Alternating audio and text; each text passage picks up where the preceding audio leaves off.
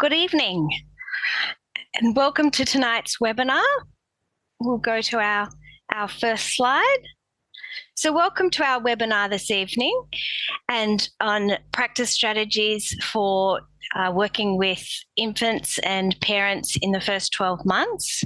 And I'd like to acknowledge that I am meeting on a Awabakal country tonight, and I want to pay my respects to Aboriginal and Torres Strait Islander people as the traditional owners of the land we work on, play on and walk on throughout this country. And I want to acknowledge the importance of land, connection to water and culture, spirituality and family for Aboriginal children and their families. And feel free to add into the chat box what country you're coming from this evening, if you'd like.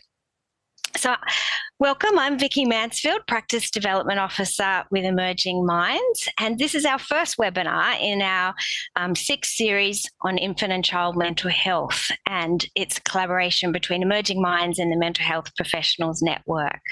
So it's great to have you here for our first webinar this evening. And we'll have some upcoming webinars coming up in the next period. So the next one's in September, and it will be on supporting child mental health when working with separated parents.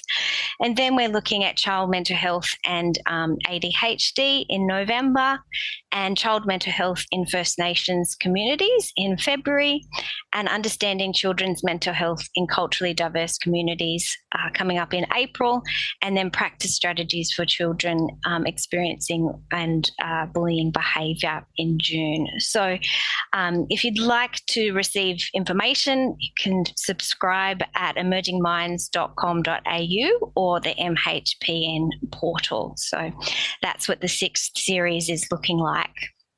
And so now just some information about our platform for the evening so we can navigate it. So we have the three dots in the lower right corner that will give you access to the information, and you can look at the slides, the resources, the survey and technical support in that area. And then we also have the access to the chat, which is in the top right in the speech bubble. And to ask a question, you can click the speech bubble in the lower right of your screen and submit a question, and we'll be monitoring those through the webinar. And so our learning outcomes for this evening, we're looking at a case study, and I won't go through them extensively, but we're looking at the practice skills that nurture the developing parent-child relationship, and looking at the practical and emotional transitions of parenting that occur in the first 12 months. So each of our panelists will explore those outcomes throughout the evening. And to introduce our panelists, the bios are in the information session, in the information tab, if you'd like to go and have a look at people's full bios. But just to get the ball rolling, I'd like to invite Sarah to unmute herself. Sarah is our child and family partner this evening from South Australia. Welcome, Sarah. Hi, Vicki. It's lovely to have you. And Sarah, you have been very generously supporting Emerging Minds in developing our resources, developing a podcast as well. So just briefly, Sarah, what's that experience been like to develop resources for practitioners and share your lived experience? It's been incredibly rewarding. I find that it's an opportunity for me to share some of the experiences that I would rather others don't have to go through, and just to kind of make things better for the next round of mothers who are up and coming. Awesome, Sarah. Thank you. And it's great to have you, and we look forward to hearing more from you. And then I'd like to invite Jessica Grant, who's a social worker in New South Wales. Welcome, Jess.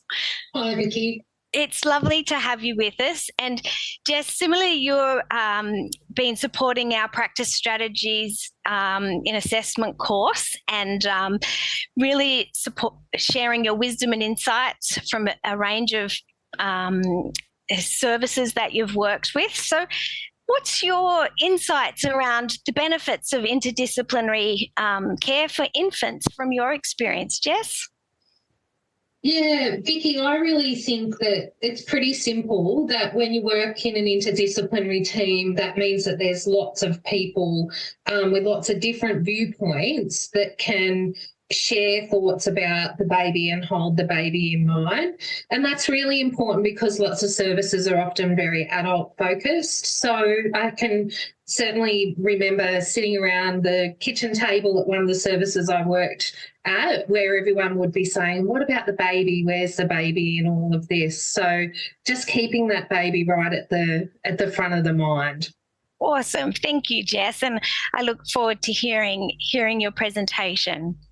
And then I'd like to introduce Lauren Keegan, who's a psychologist in New South Wales. Welcome, Lauren. Hello, Vicki. It's lovely to have you. And Lauren, you've developed a podcast with us in recent months, which is on genograms and understanding intergenerational relationships. And Lauren, what do you find rewarding about this work in the perinatal and toddler years?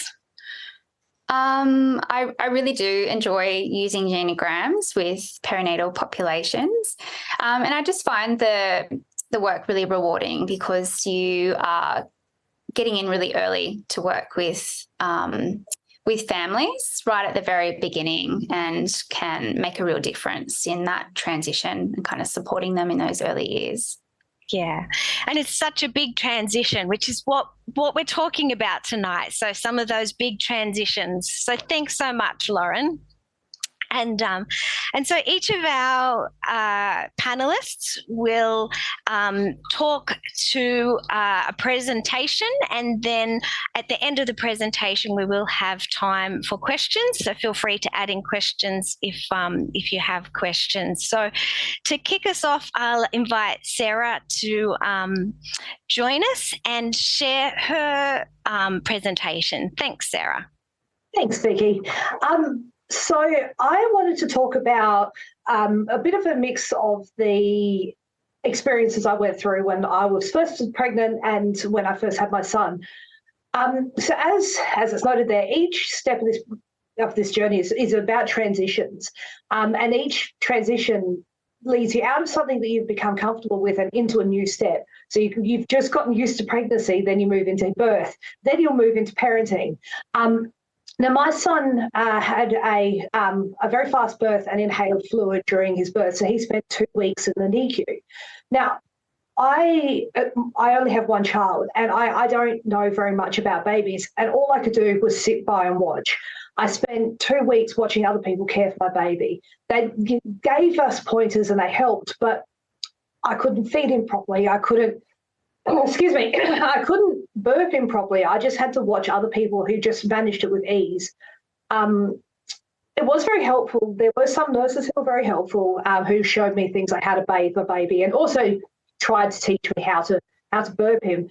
And also the hospital where I gave birth had a program where we'd have a practitioner visit us afterwards, not a maternal midwife, but somebody else who would help with things like bonding and sleeping, and my husband and I as sleeping as parents as well.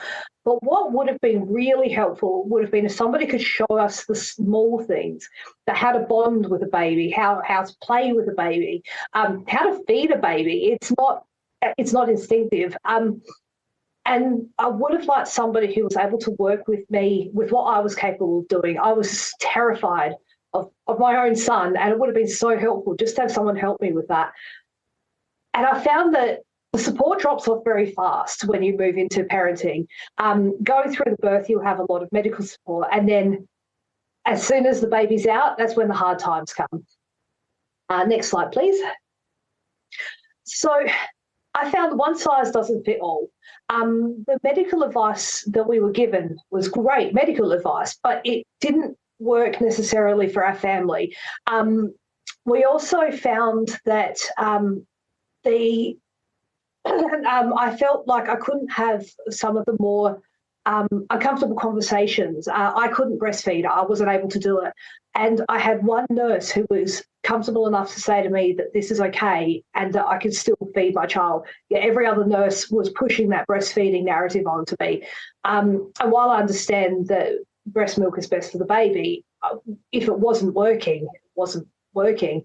And I also found that having a consistent message between practitioners would have been helpful too, where we were given information from one practitioner that was different or contradictory or out of date compared to what other practitioners were able to give us. It was extremely unhelpful in an already very, very stressful time of our lives. Next slide, please. And speaking of consistency in practitioners, my son didn't feed very well, even when he was feeding from bottle. He wouldn't eat for me. He would eat fine for people who knew what they were doing and had the confidence. So what I was finding is when the midwives were visiting, I would have to repeat my explanations every single time. No, he won't eat 80 mils. He can't eat it. He'll eat 40 mils. It doesn't matter what I do. He won't take it. He'll throw it up. I had one practitioner who followed me around the house in my safe space with a calculator, waving the calculator at me saying, you must feed your son 83 mils in 4 hours. And if you don't do this, he's going to starve, which it broke my confidence. And that was probably the worst time. And from there, I found myself sliding towards perinatal depression because I can't feed my son. I begged the midwife to take him back to the hospital, and that was the hardest time. But the next day we went and saw our GP, and he was validating, he was reassuring. And that quote at the bottom there, he said to me, you are his mother. You know more than anybody else what is best for your child. And I needed to hear that, especially when I'd had a string of midwives tell me that I wasn't doing good enough. That really, really helped. Go to the next slide, please. Transitioning into parenting from birth is a really difficult task because when you go through pregnancy and birth, these are both very medically intensive times in your life. And then suddenly you have a whole new person you have to live with. Learning to play with my son was not instinctive. I really didn't know what I was doing. I've never had experience with children. I understand the importance, the benefits of play, and some support with how to do that would have been extremely helpful, especially when we first started heading home, when we first head home with him, and we're now in a home environment with a child. The whole experience from pregnancy, birth, and baby felt like there was a lot of challenges in each of these steps of transitions. This one was very hard because you're expected to know what you're doing with a baby, and it's just not everyone can do that. And thank you very much, Vicki.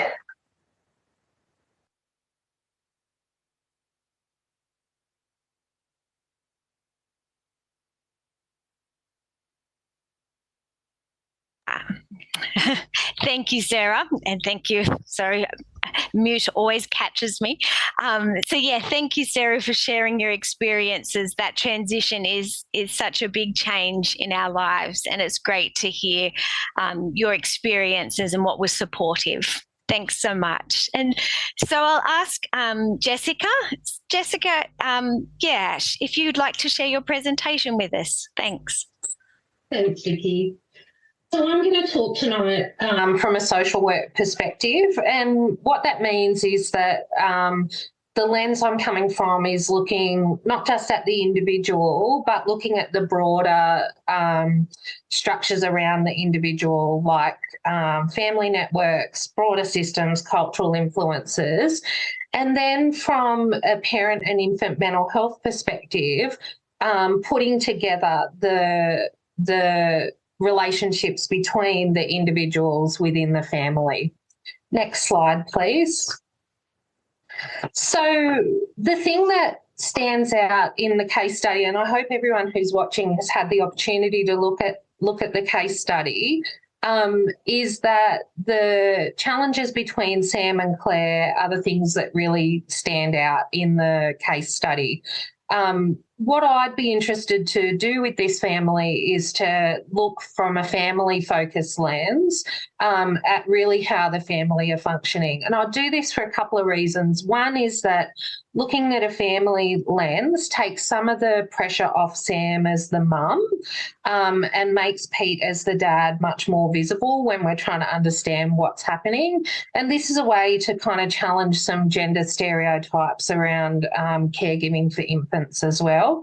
So I'm looking at how the family communicates with one another, how the roles and responsibilities within the family are divided, and whether that's shifted and changed since baby Claire's been born. I think it's interesting to find out how the family work together, how they make decisions, how they manage conflict. The other things I want to know more about are particularly around Sam's mental state and how she's coping.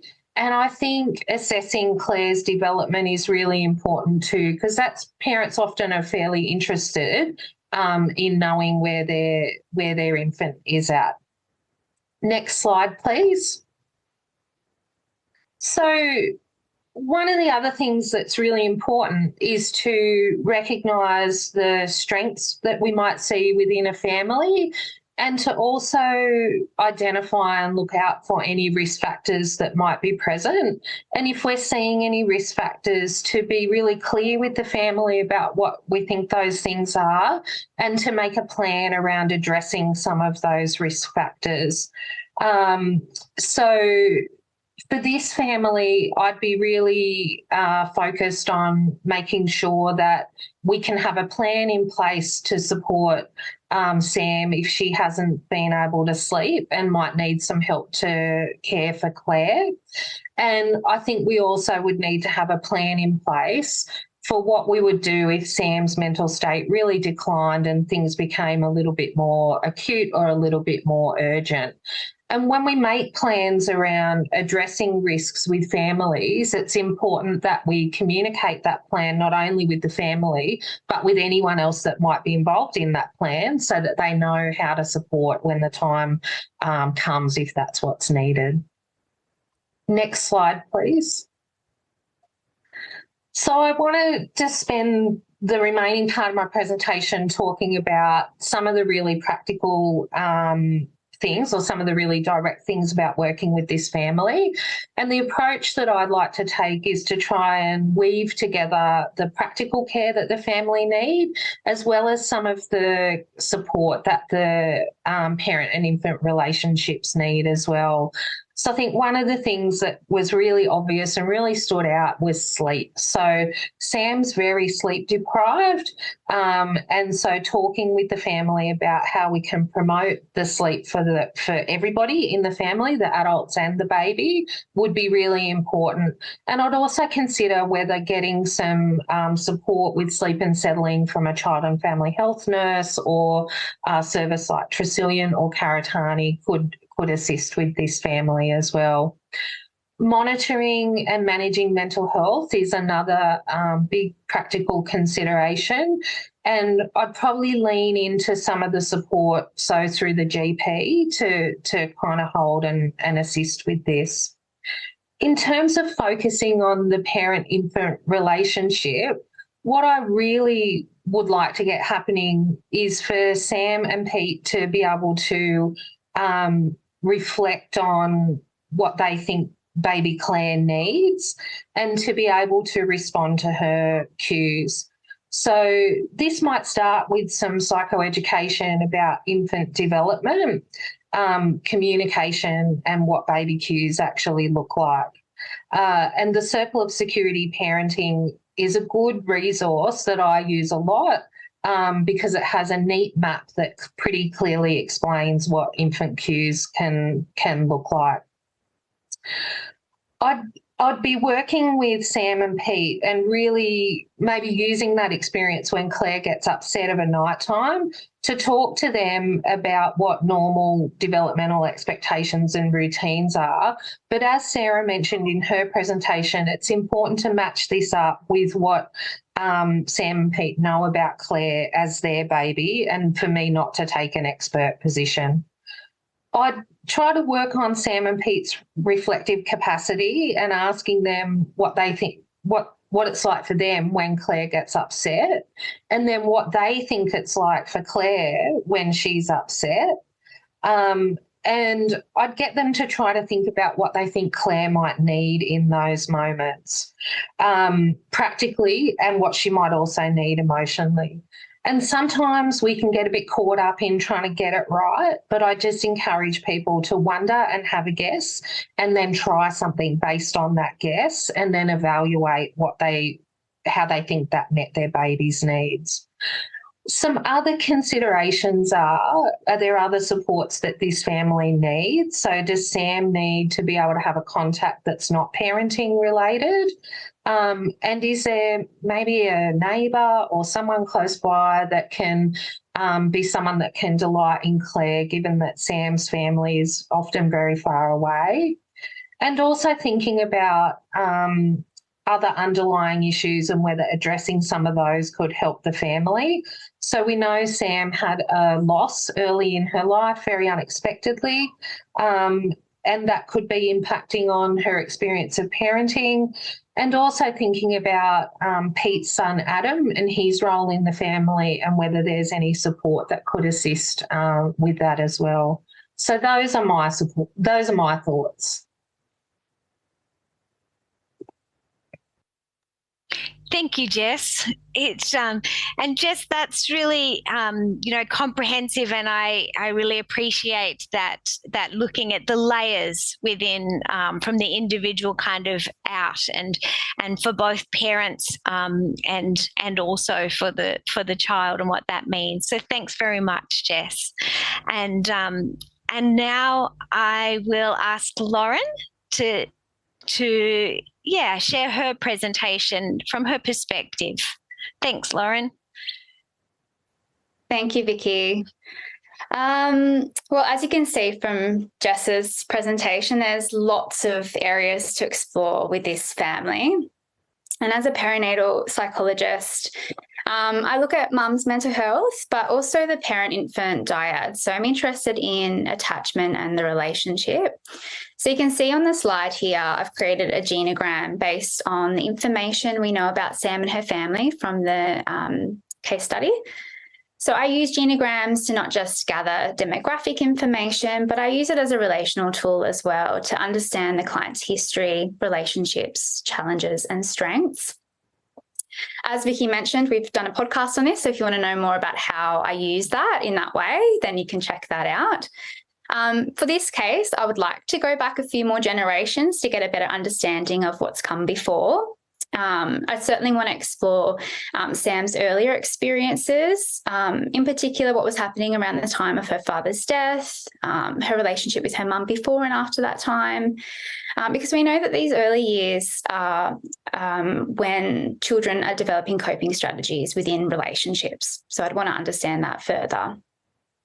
What we do know about Sam's family now is that they don't talk about her father's death, and so we can assume that difficult feelings like sadness, grief, anger are not shared within the family. And so, what happens with all those big feelings and how does that impact Sam's parenting?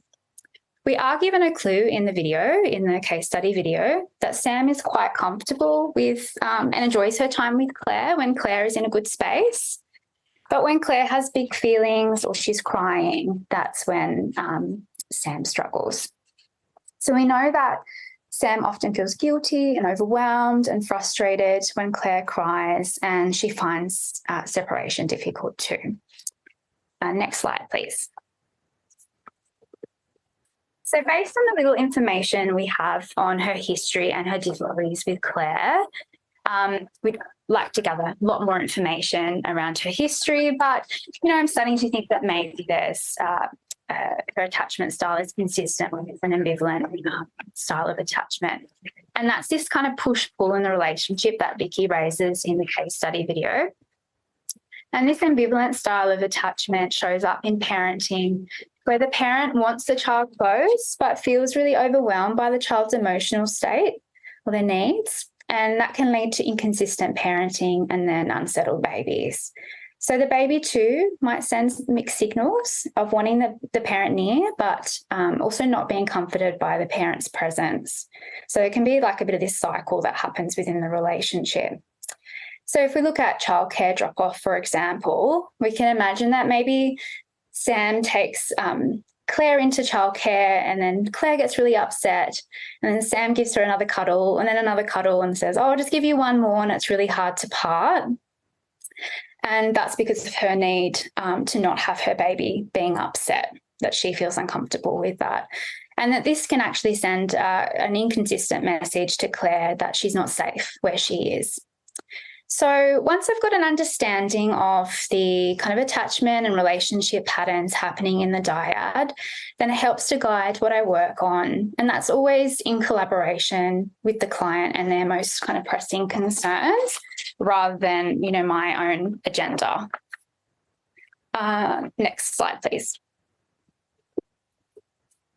Okay, so as Jess mentioned, reflective capacity is a big one when working with parents with infants. So we know that Sam has some negative thoughts about Claire, and she feels unsure of what she needs.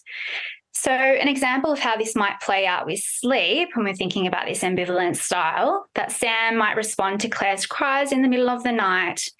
And initially she might think, okay, Claire's crying and she really needs me.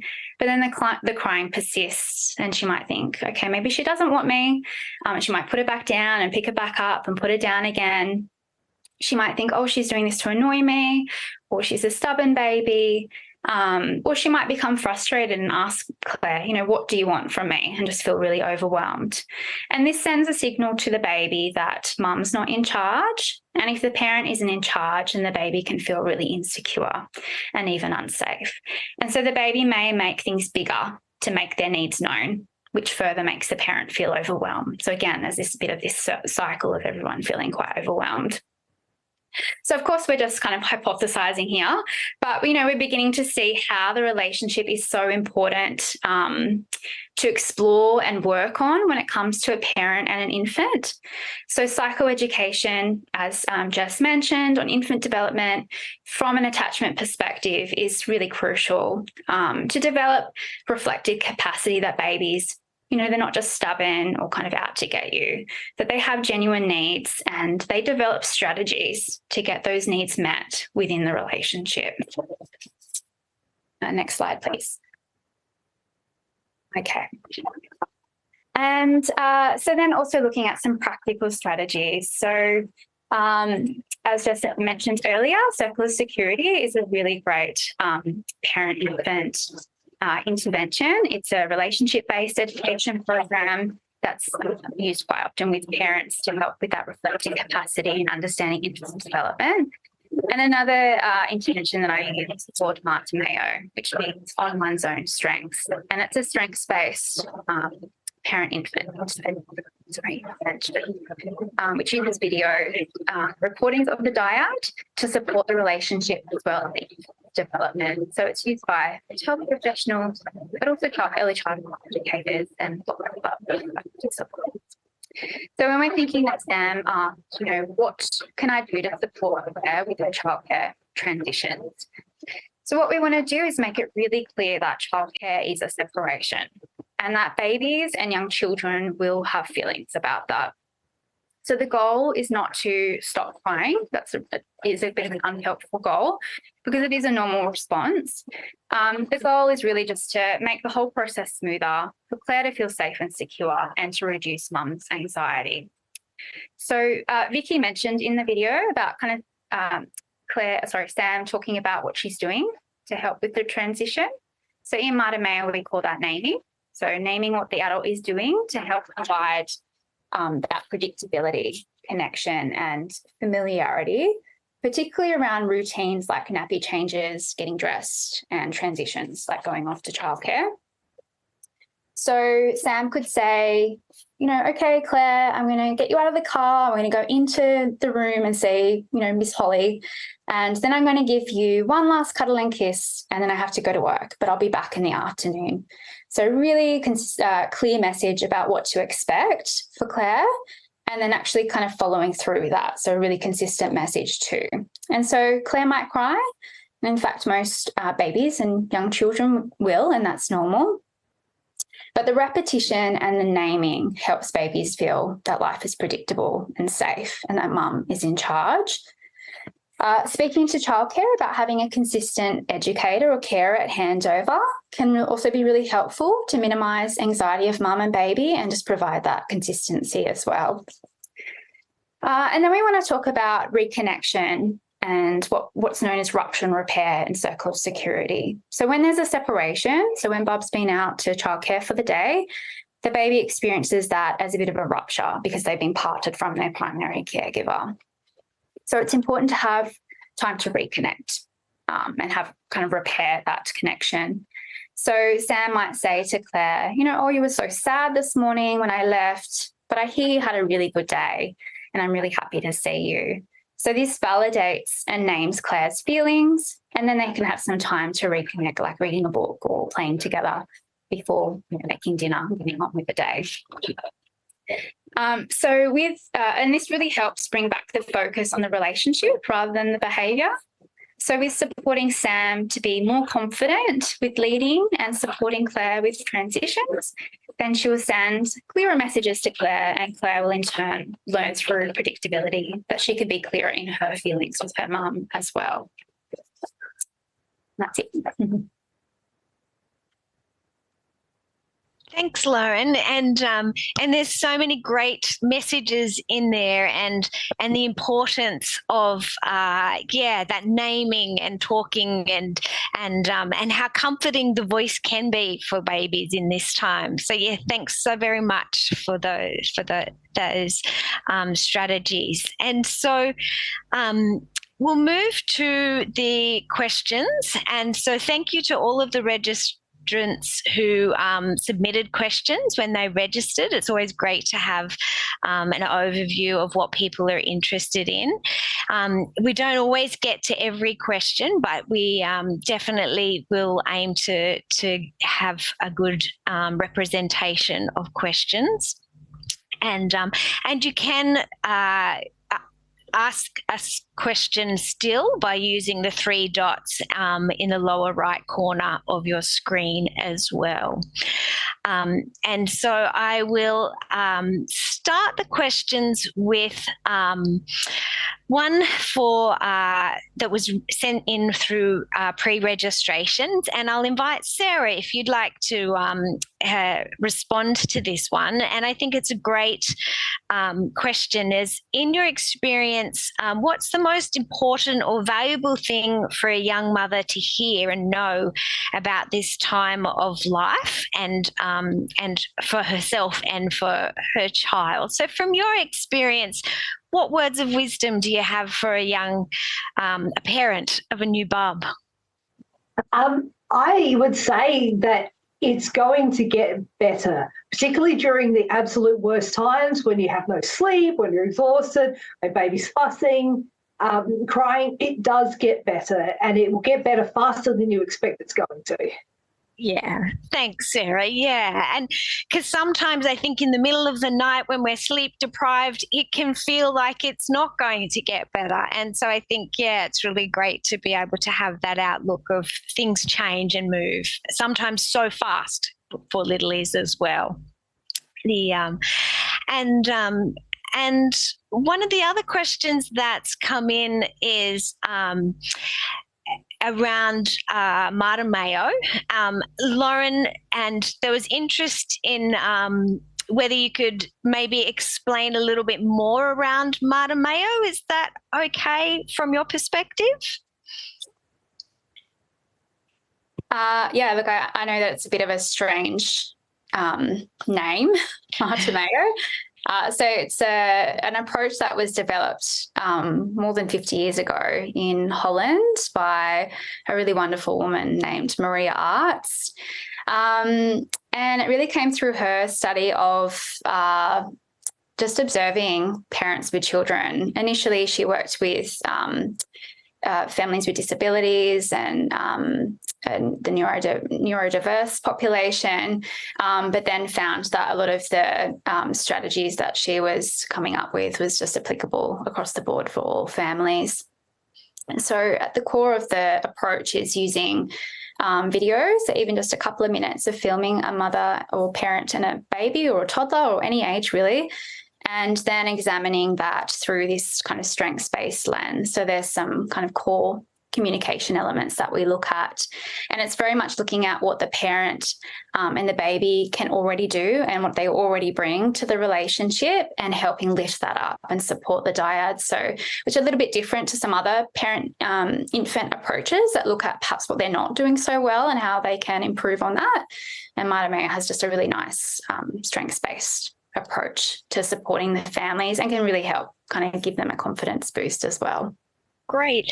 And thanks, Lauren. Thanks. That's I appreciate you being able to explain it and give people a place to go and search for more information around, who model that is. And I think it's a very practical and strengths-based, which I think is fantastic.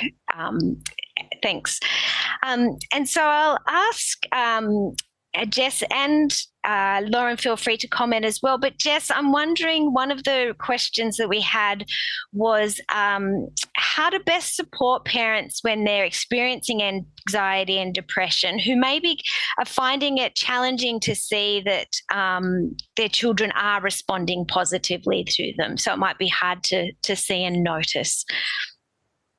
Yeah, thanks, Vicki. It can be really hard if parents don't have those sort of initial falling in love moments and feel like things go really smoothly. And when there are struggles with depression or anxiety, that can give a lens that might feel overly negative or overly worried.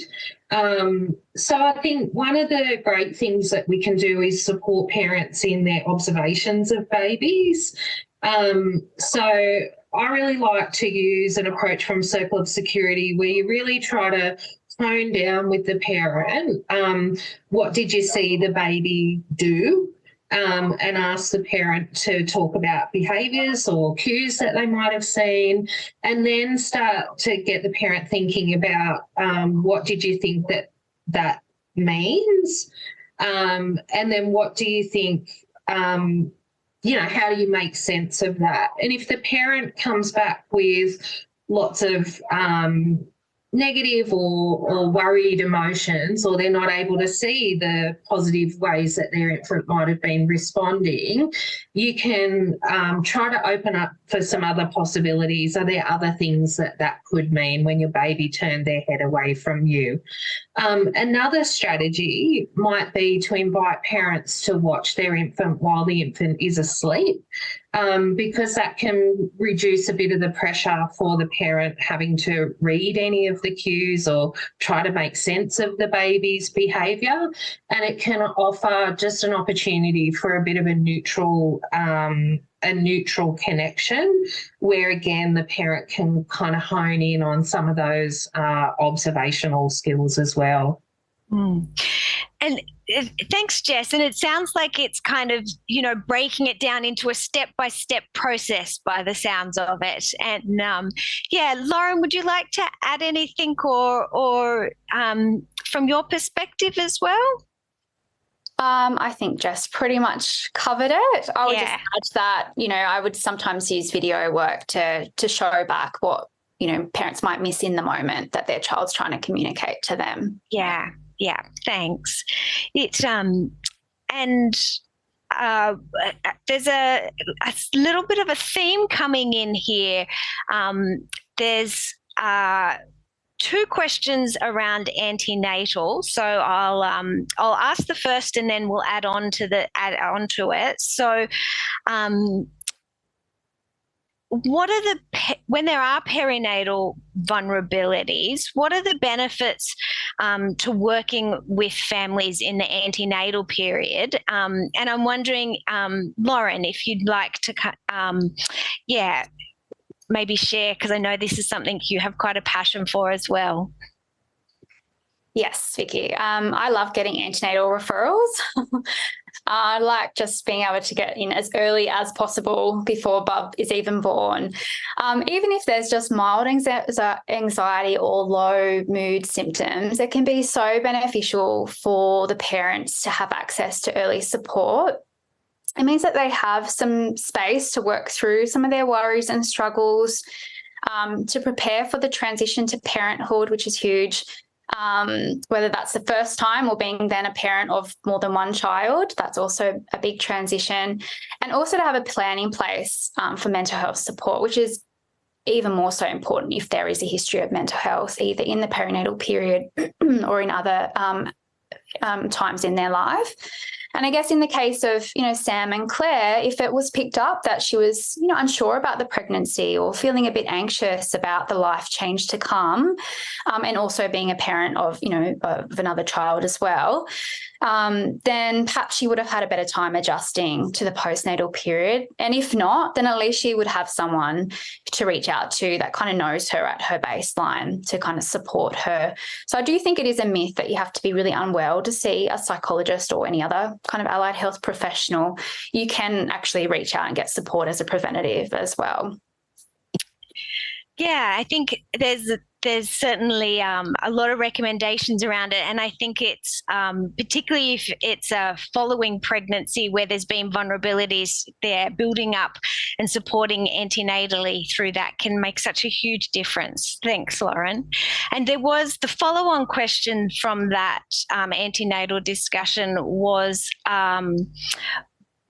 if there was any pregnancy or parenting groups that anyone would suggest, or Jess or Lauren, I'm not sure if you are aware of any specific groups or topics that you'd include in the antenatal kind of, you mentioned, but yeah, if you'd like to add anything else there.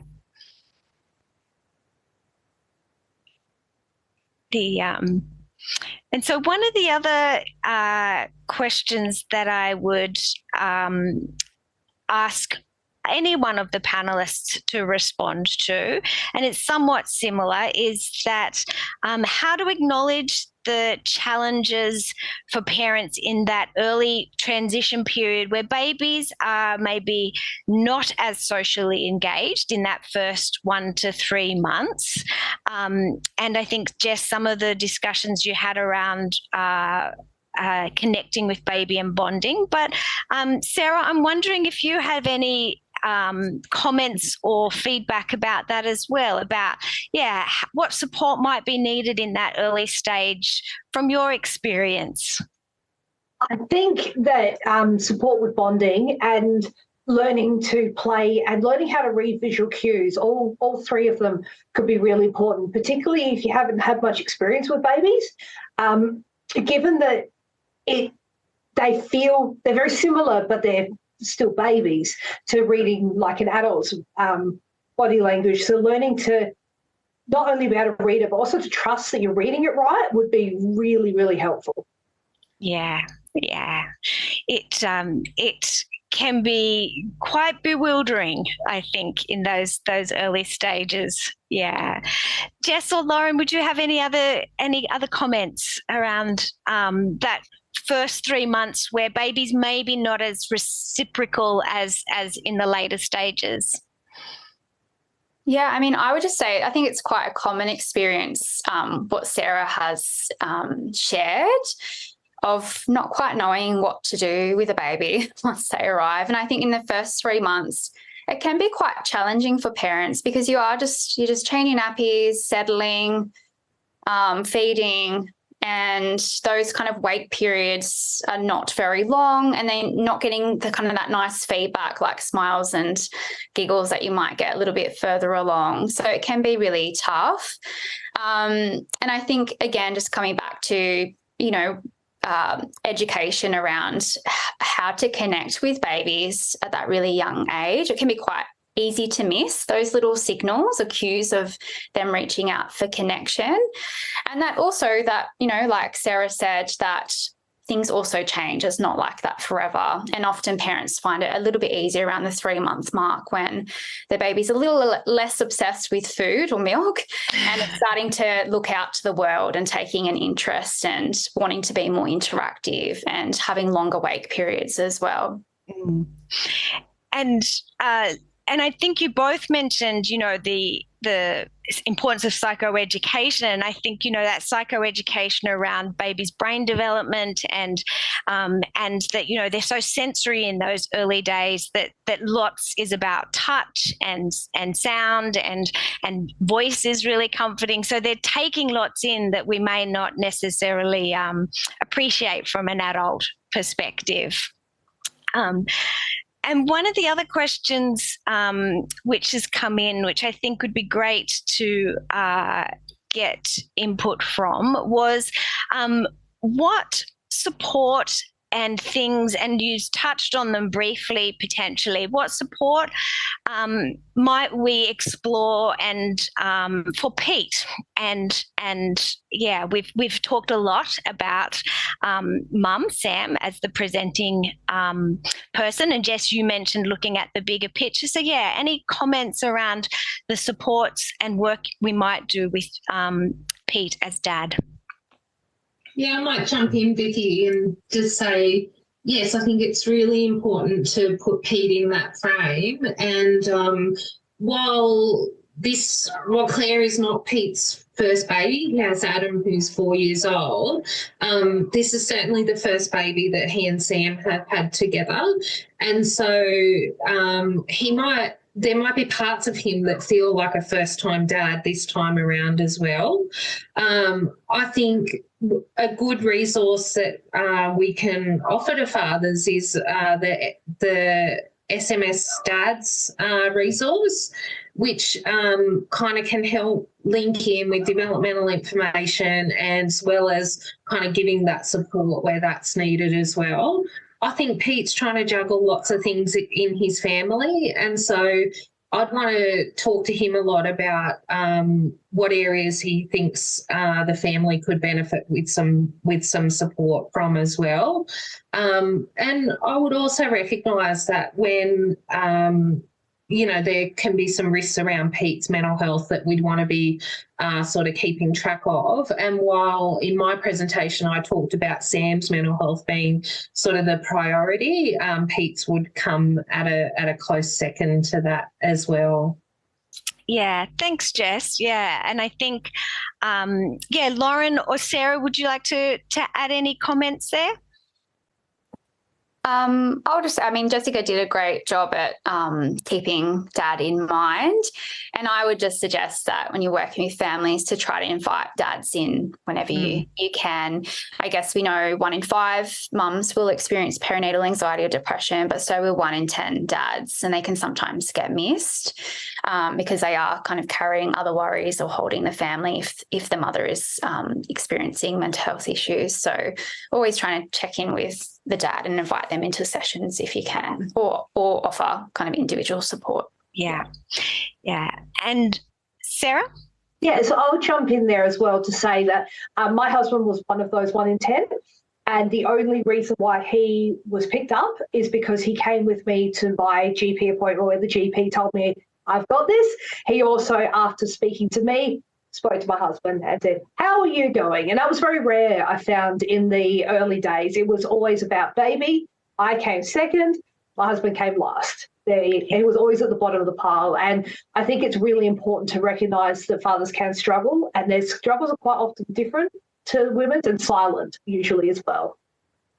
Thanks, Sarah, and thanks for sharing that. I think that's great insight. And I think also it's, my experience working perinatally as well is that antenatal work can be really powerful, where we're meeting dads and talking with them about their hopes and dreams and imaginings of what it will be like to be a dad, because that's not always a conversation. And I know a child and family partner gave this really powerful discussion around having a mate at work check in and go, when you become a dad, it's going to be different, and feel free to tell me how it is really. So I think it's great to be checking him in antenatally, but also postnatally. And we'd have some great podcasts with dads in Emerging Minds as well, if people want to check them out as well. So the other questions that we had come in from from Janine, and this is a broader question, and so I'm acknowledging that we're on topic but slightly to the left of the topic. So so Janine was wondering, she's supporting someone when the child is in NICU, and Sarah mentioned that experience of NICU, and she's wondering around how to support parents who maybe experience neonatal intensive care, where there might be some anxiety and stress around that. Around any of those vulnerabilities, some strategies or the importance of that. Would Lauren or Jess like to speak to those vulnerabilities? Yeah, I'm happy to. I'll just say Marta Mayo is a really wonderful approach for working with families in the NICU. So it helps the medical staff support the parents in learning about their baby, but also for the medical staff to be more predictable in their work with the families as well. So again, we come back to that naming, also, the nursing staff talking through step by step what they're doing so that the parent can be part of that. It helps the baby understand, baby feels more safe knowing what's going on around them. The parent also gets that information as well. And I think that can be a really nice way to kind of connect the families and the staff, because it is quite a common experience that parents don't feel like parents when their baby's in a NICU because they don't get to do all the things that they would normally do. And they often feel like they have to ask permission to do kind of everyday things that their baby needs. So really involving them and lots of communication can be helpful. Yeah. Thanks, Lauren. And I think, it's such a medicalised environment, which is there for an important reason, but it can be very hard it can create vulnerability in those transitions. And Sarah, I know you mentioned that transition from a medical environment to a home environment, required support and adjustment. And one of the other wonderings was around the panelists. Would the panelists have any suggestions in supporting Sam with her relationship with Adam? Adam being Pete's son from his first relationship, who's 4 in the case study. I'm wondering if anyone wanted to, and I don't think it's an uncommon experience where we might have, children from other relationships or just children from the same relationship and the transition. We're talking about those transitions again. Would anyone like to make any comments around how we might support Sam in her relationship with Adam? I might jump in, and just thinking about how Lauren talked about the ambivalence that shows up in the relationship between Sam and Claire, and we can see that Sam struggles with Adam's level of activity when he's in the household. So I think that with that in mind, we could do some support around, I guess, trying to help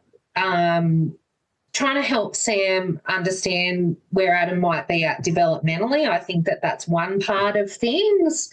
But also sort of as Sam works through some of these issues with Claire and understanding a little bit more about what needs she's comfortable with and what she's uncomfortable with, we can transition that into how she is able to respond to Adam and his energy levels when he's in the house as well.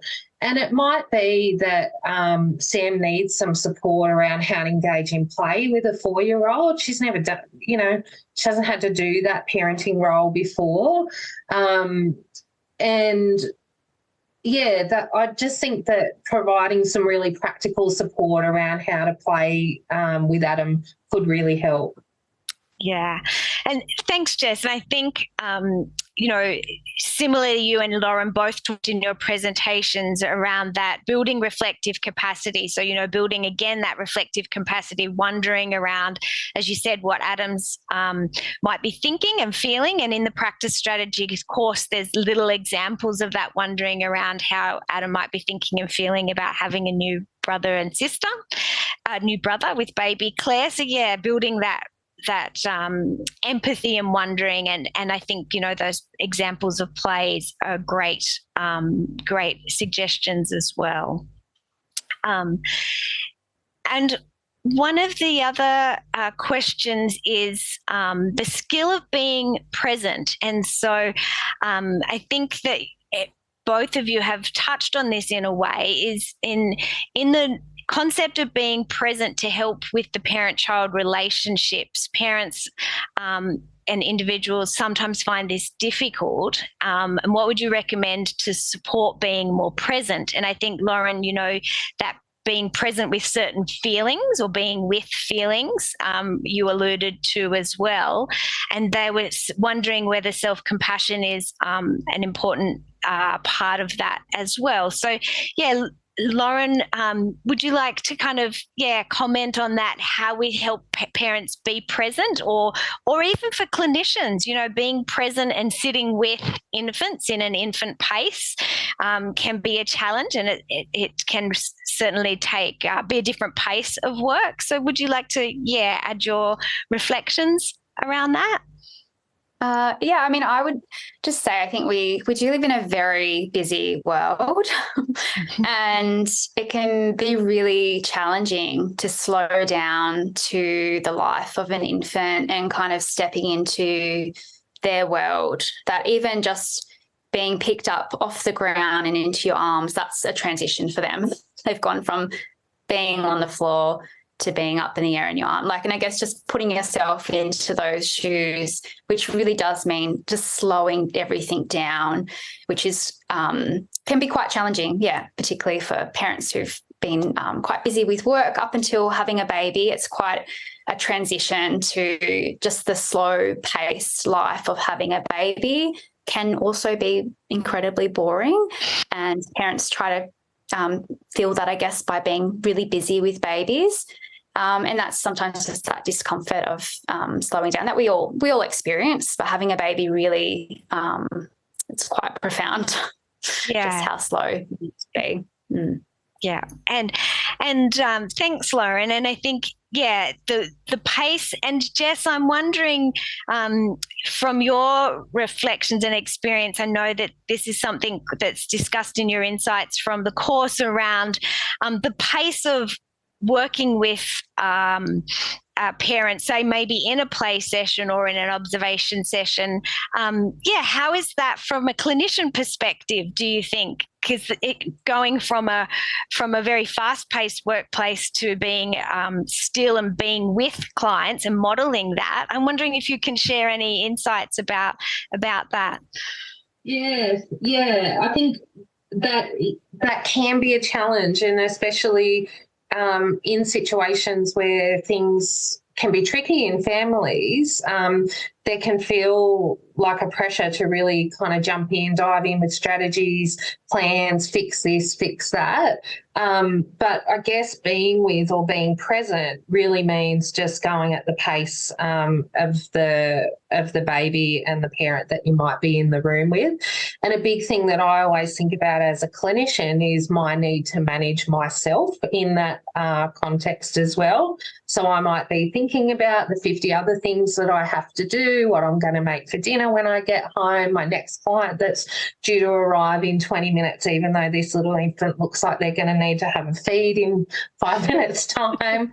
But I've really got to try to put that stuff aside, try to contain that, put it aside so I can just be with the energy that's happening in the room.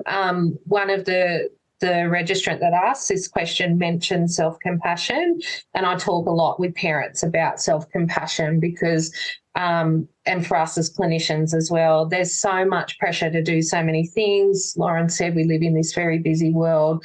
We can't keep all the balls in the air all of the time, and I think we need to be kind enough to ourselves to recognise that there will be moments when we can't meet our own expectations or the expectations of others, and to have some grace and acceptance that we are human beings, not human doings.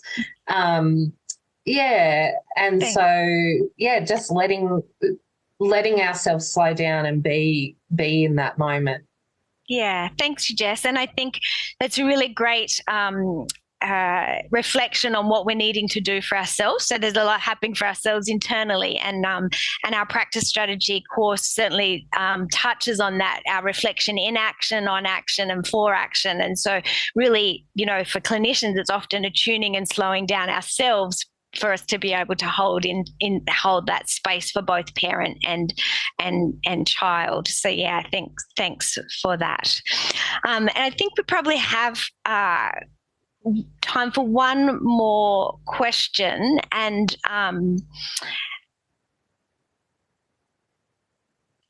it's around the area.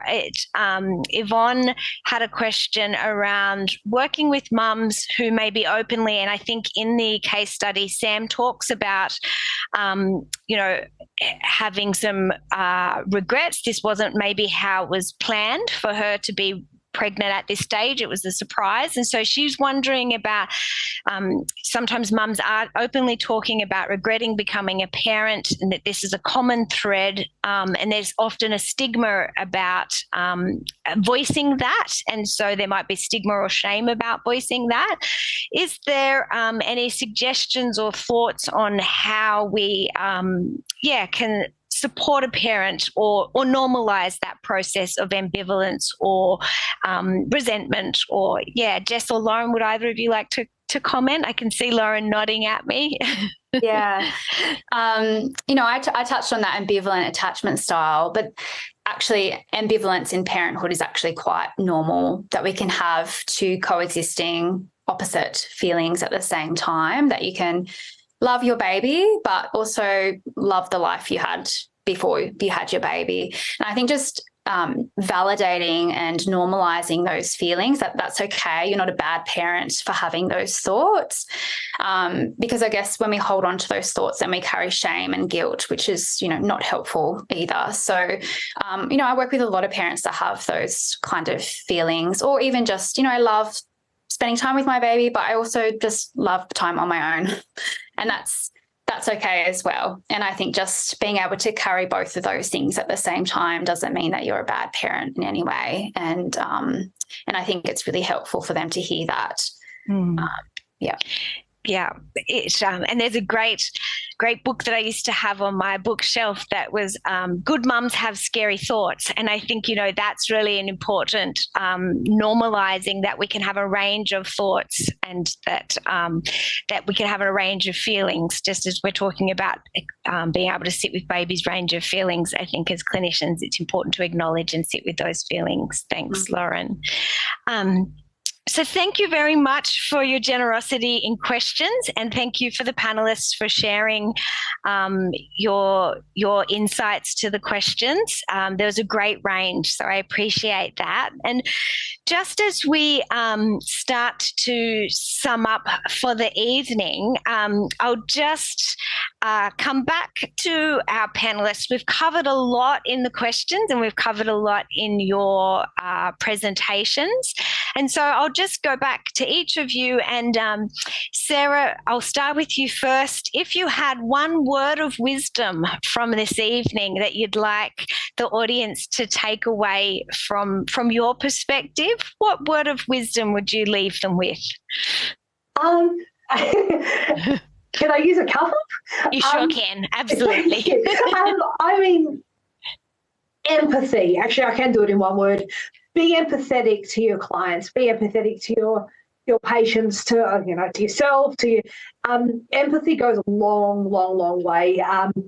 And if you can just put yourself into somebody else's position, even for like 5 minutes, it will help them. And it'll help you understand them as well, whether it be a baby or a mother or a father or a carer who's feeling.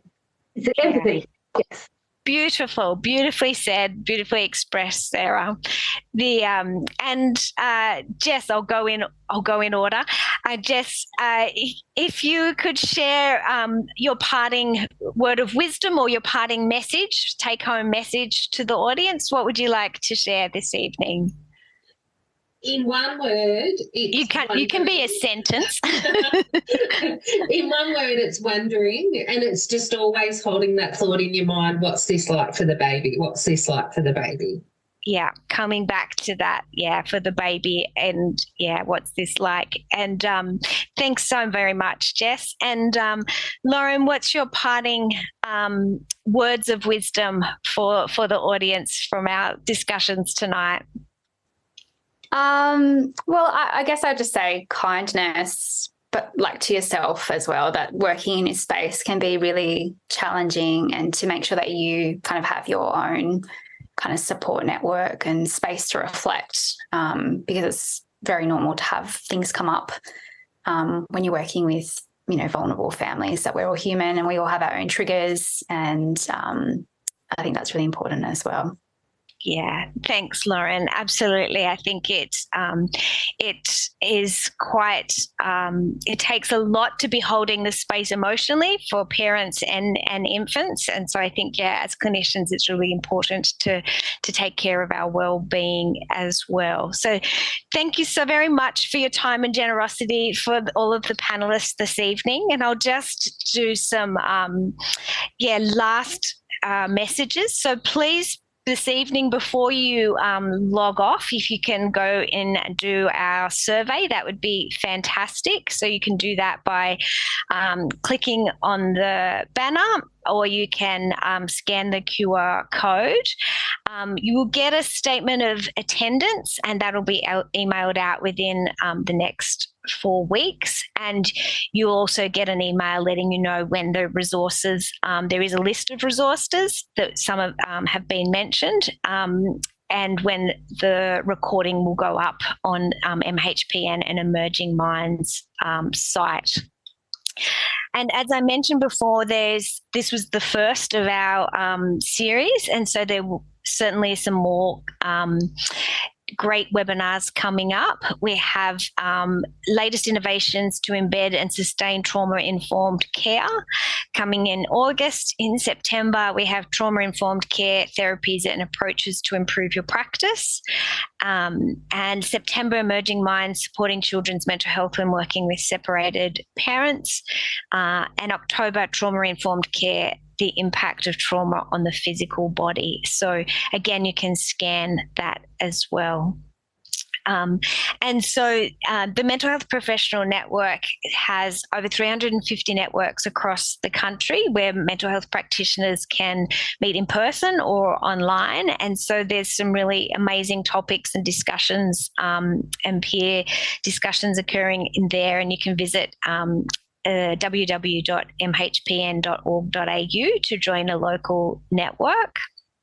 And practitioners can also get email and if they're interested in starting a new network. And today we've been talking about, antenatal, perinatal work, and there are quite a few perinatal networks included there as well. So, and this webinar this evening was co-produced by Mental Health Professional Network and Emerging Minds for the National Workforce Centre for Child Mental Health project, and is funded by the Australian Government Department of Health under the National Support for Child and Youth Mental Health Programs. And so thank you very much, everybody, for joining us tonight and for submitting your questions. And feel free to check out the resources, and it'd be great if you can give us feedback about ways to improve, and we're always looking to develop our webinars. And finally, thank you very much, Jessica, Sarah and Lauren, for your generosity this evening. And we wish you a relaxing and enjoyable evening. Thanks, everybody.